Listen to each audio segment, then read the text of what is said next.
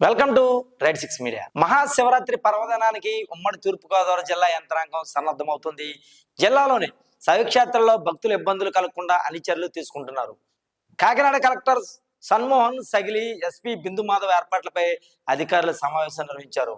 మరోవైపు కోనసీమలో కూడా ఆర్టీసీ ఇతర యంత్రాంగం శివరాత్రి ఏర్పాట్లను చురుగ్గా చేపడుతున్నారు.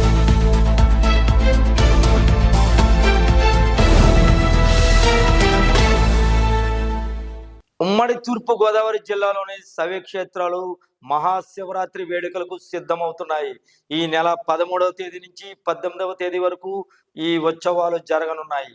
పంచారామ క్షేత్రాల్లోని సామర్లపుట్ట భీమేశ్వర స్వామి ఆలయంతో పాటు ద్రాక్షారామంలోని భీమేశ్వరాయలకు శివరాత్రి నాడు 1,00,000 మంది భక్తులు హాజరయ్యే అవకాశం ఉందని అధికారులు అంచనా వేస్తున్నారు. శైవక్షేత్రాల్లో ఎక్కడ తొక్కిసలాటలు జరగకుండా పోలీస్ బందోబస్తు ఏర్పాటు చేస్తున్నారు.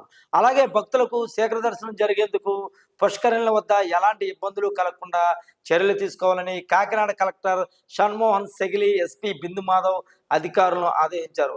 ఇక పిఠాపురం పాదగయ క్షేత్రానికి సంబంధించి కూడా అధికారులు పటిష్ట ఏర్పాట్లు చేయాలని ఉన్నతాధికారులు ఆదేశించారు. అంబేద్కర్ కోనసీమ జిల్లాలోని శైవ క్షేత్రాలు కూడా శివరాత్రి ఏర్పాట్లకు ముమ్మరం అవుతున్నాయి. జిల్లాలోని అన్ని ప్రముఖ ఆలయాలను అలంకరిస్తున్నారు.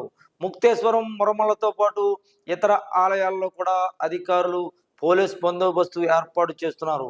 ఎక్కడ ఎలాంటి తొక్కిసలాట్లకు అవకాశం లేకుండా చూడాలని అమలాపురం ఆర్డీఓ కె మాధవి సిబ్బందిని ఆదేశించారు. వృద్ధ గౌతమి నది తీరంలో భక్తులు స్నానాలు చేసేందుకు వీలుగా ఉండాలని బోట్లను ఏర్పాటు చేయాలని ఫిషరీస్ అధికారులకు సూచించారు. పంచారామ క్షేత్రాలను శివరాత్రి నాడు దర్శించుకునేందుకు భక్తులకు అమలాపురం ఆర్టీసీ అవకాశం కల్పించింది. అమలాపురం డిపో నుంచి ప్రత్యేక బస్సులను ఏర్పాటు చేశారు.